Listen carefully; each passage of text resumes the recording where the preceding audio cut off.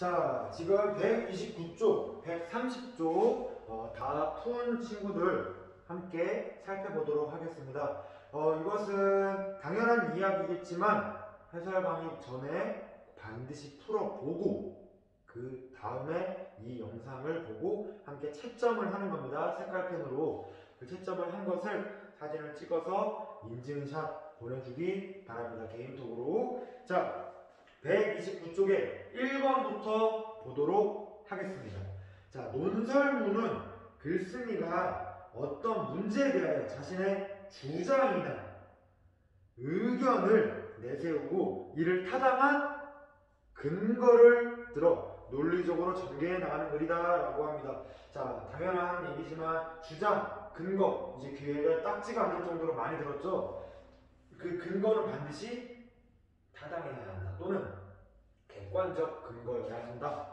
그리고 그 근거가 주장을 정확하게 뒷받침해야 한다. 반복되는 내용이었습니다. 자, 2번 논설문은 일반적으로 이거는 틀린 사람 없을 것 같아요.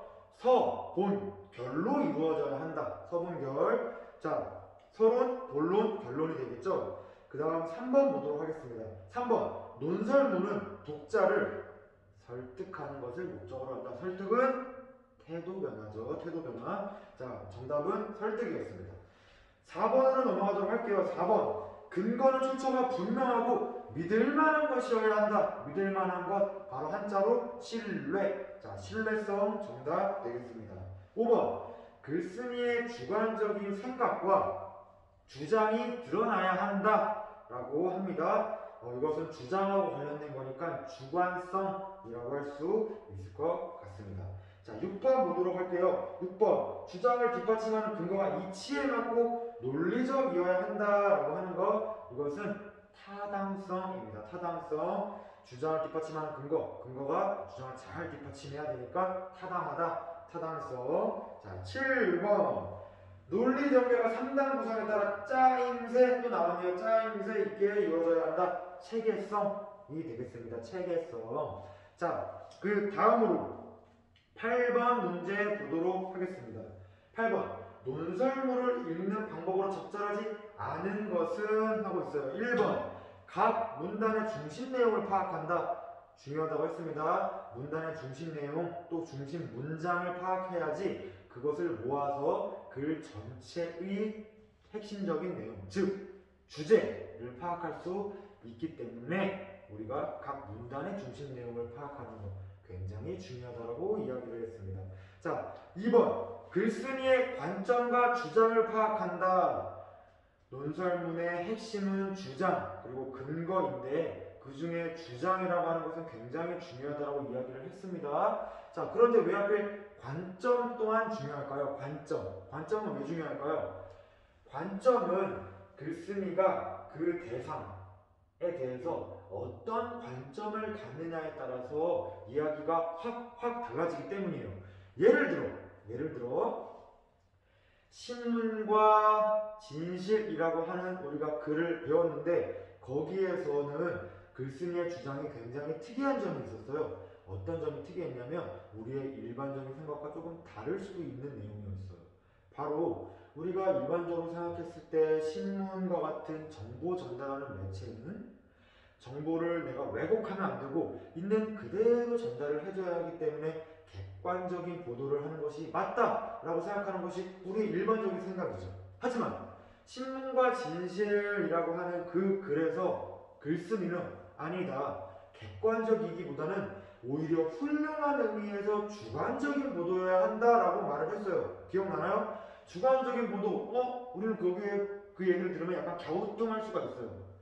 왜 신문이 객관적인 정보 전달이 아니라 주관적으로 보도를 하는 것이 맞는 거지? 갸우뚱하지만 우리가 이제는 윤봉길 의사의 사건 예시를 통하여 설명을 들어서 여기서 말하는 주관적 보도라고 하는 것은 역사적 이해를 바탕으로 하는 것을 말하는 거구나. 이걸 이해할 수가 있었죠. 그런 것처럼 그 글쓴이의 관점, 언론에 대한 관점, 즉 언론관이 무엇이냐에 따라서 글쓴이의 주장이 확 달라질 수 있기 때문에 관점 파악하는 거 중요하다고 이야기를 하고 있습니다.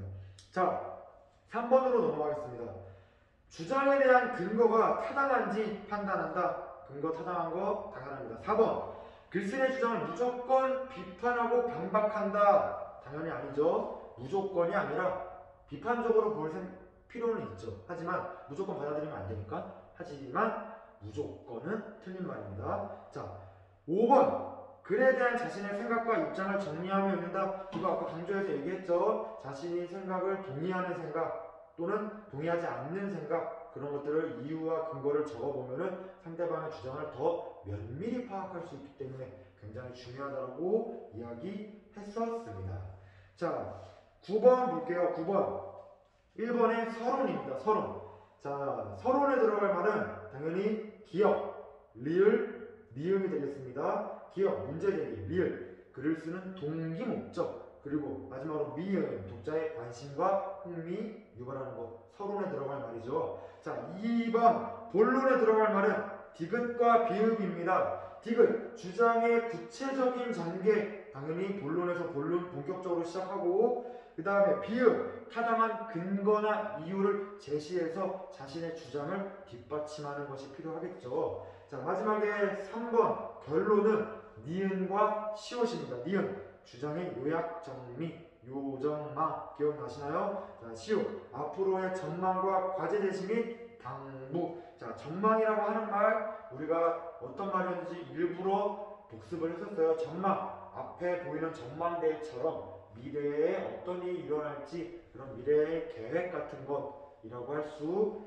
있었습니다. 그렇게 복습을 했었습니다. 자, 10번으로 넘어가겠습니다. 10번. 보기는 논설문 구성 중에 어떤 부분에 해당하는지 쓰시오 라고 되어 있네요. 자, 지금 이 보기의 내용을 읽어보면은 어떤 걸 우리가 파악할 수 있냐면 요정마, 즉 요약, 정리, 마무리의 느낌이 확 납니다. 왜냐하면 지금까지 살펴본 바와 같이 라고 하면서 요약을 하고, 또 맨 밑에서 두 번째 줄 보세요.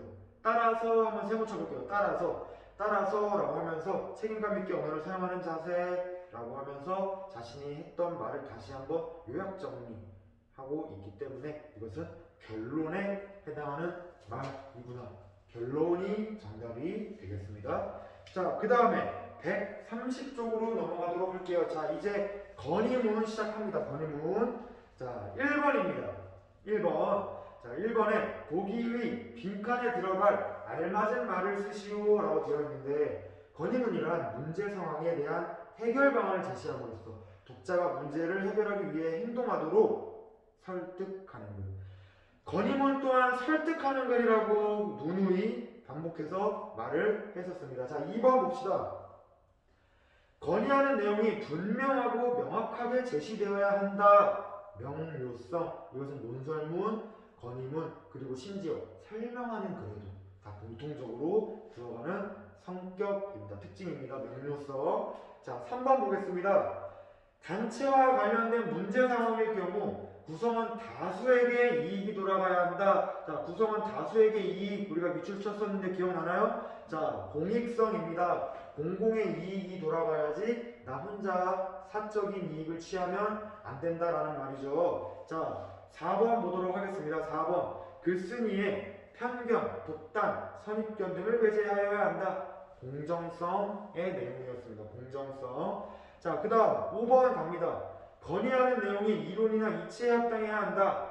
합리성이었죠. 이론이나 이치에 합당해야 한다. 합리성. 자, 6번입니다. 건의 내용이 구체적으로 실현 가능한 것, 문제에 다 답이 있네요. 실현 가능성, 실제로 실천할 수 있는, 이루어질 수 있는 것이어야 한다라는 내용이었습니다. 자, 7번 넘어가겠습니다. 7번. 자신의 의견을 주장한다는 면에서 설명문과 유사하다. 자, 설명문과 유사하지 않습니다. 설명문은 주장하라는 것이 아니라 정보를 전달하는 것이기 때문에 X입니다. 8번에 건의문을 쓸 때에는 읽는 이와의 관계를 고려하여 형식이나 내용을 달리해야 한다. 이것은 동그라미 됩니다. 왜냐? 건의문을 쓰는 나와 건의를 받는 사람 간의 관계를 고려해야 되는 것은 당연한 거겠죠. 자, 9번. 일반적으로 처음, 가운데, 끝. 이걸 보고 여러분들이 혹시라도 건의문도 서분결 아니야 이렇게 생각할 수 있었겠지만 처음 가운데 끝은 다 공통적인 것입니다. 동그라미입니다. 자, 이제 10번으로 넘어가도록 할게요. 자, 10번 건의문을 쓰는 절차. 이거 조금 헷갈릴 수 있었겠지만 자, 이것을 선생님은 개생조 표고라고 외웁니다. 여러분들 이렇게 적어보세요. 개, 생, 조, 표, 고가 정답이 됩니다. 개는 계획하기, 생은 내용 생성, 또 조는 내용 조직. 그래서 이건 공통적으로 내용이라는 말이 있다는 의미로 이 뒤에 있는 생과 조를 따왔습니다. 그리고 표현하기의 표, 고쳐쓰기의 고, 개생조, 표고, 개생조, 표고. 다시 한번 따라해볼까요? 개생조, 표고. 아주 잘했습니다. 자, 10번 정답. 기역, 니은, 리을, 미음, 디귿 이렇게 됩니다. 자, 11번으로 넘어가도록 할게요. 11번 건의문을 쓸 때 건의 내용과 관련된 자료를 수집하는 단계의 기호를 쓰시오. 자료 수집하는 것은 자, 니은, 내용 생성하기였습니다. 내용 생성하기. 자, 12번으로 넘어가겠습니다. 건의문을 쓸 때 지나치게 감정에 호소하거나 상대를 불편하게 하는 표현은 없는가? 문제 본질에서 번외는 내용 없는가 등을 점검하는 단계는 당연히 디귿, 고쳐쓰기 단계에서 마지막으로 한번 고쳐쓰면서 점검을 하는 거였습니다. 자, 13번입니다. 건의문을 쓸 때 글을 쓰게 된 계기, 문제 상황, 해결, 방안, 근거 및 기대 효과가 잘 드러나도록 글을 구성하는 단계의 기호는 리을입니다. 리을. 자, 글을 잘 구성하는 거, 우리가 이 리을에 대해서 선생님이 조직하기는 개요 짜기가 핵심적인 방법이다라고 이야기를 했었던 거 기억나죠? 자, 15번 봅시다. 아니 14번이죠. 건의문을 쓸 때 건의 내용을 명확하고 정중하게 표현하는 거니까 당연히 미음 표현하기 되겠습니다. 자, 15번 봅니다. 15번은 건의문을 쓸 때 예상 독자를 분석하고 글의 목적을 정하는 단계의 기호를 쓰시오라고 되어 있습니다. 자, 이것은 기억, 계획하는 거죠. 다음 16번 건의문을 읽는 방법으로 적절하지 않은 것은 1번 글쓴이가 제기한 문제 상황을 파악한다. 문제 상황 파악하는 거 당연하죠. 2번 글을 쓴 목적이 무엇인지 파악한다. 목적 파악하는 건 당연하죠. 자, 3번 글쓴이의 건의 내용이 타당한 것인지 파악한다. 건의 내용도 파악을 해야 합니다. 그래야지 이것이 타당한지 아닌지 들어줄지 말지를 파악할 수 있기 때문입니다. 자, 4번 건의 내용이 누구보다 나에게 도움이 되는 것인지 판단한다라고 되어 있습니다. 자, 나에게 도움이 되는 것인지를 파악하는 것이 아니라 건의 내용이 건의를 한 사람이 그런 단체에게 도움이 되는지 파악하는 것, 즉 우리 모두에게 도움이 되는지를 파악하는 것이 중요한 것이기 때문에 이것은 공익성이라고 하는 특성과 관련이 있는 내용이었습니다. 자, 마지막으로 5번 보도록 하겠습니다. 해결 방안이 그 문제를 해결하는 데 적절한 것인지 판단한다. 해결 방안 당연히 파악을 해야 했습니다. 그래서 정답은 4번이 되겠습니다. 자, 여러분들 지금 우리가 129쪽, 130쪽 그리고 앞에 논설문 부분 논설문 건의문 부분 복습을 했습니다. 이 네 쪽을 모두 사진을 찍어서 선생님 개인톡으로 오늘 12시 전까지 또 수업 끝나자마자 직후 바로 보내주시기 바랍니다. 자, 모두 고생했습니다.